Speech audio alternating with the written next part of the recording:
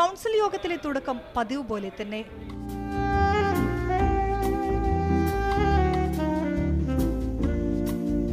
പിന്നെ ഓരോരുത്തരുടെ സംസാരം. മാറ്റമുള്ളത് ആരോപണ പ്രത്യാരോപണങ്ങളില്ലെന്നു മാത്രം.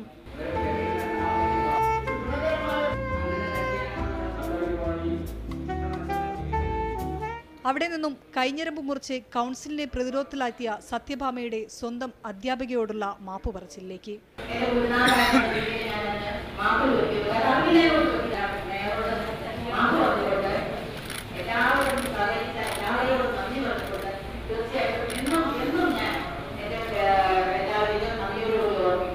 പിന്നെ NK മുഹമ്മദ് അലിയുടെ ഊഴം.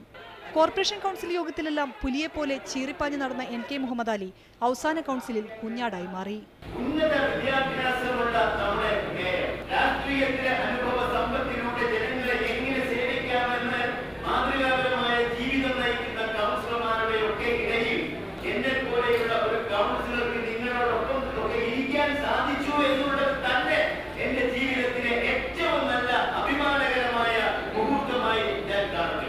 ഈ കൗൺസിലിൽ നിന്ന് തിരികെ വരാനായി അംഗക്കളത്തിലുള്ളത് 75-ൽ 18 പേർ മാത്രം.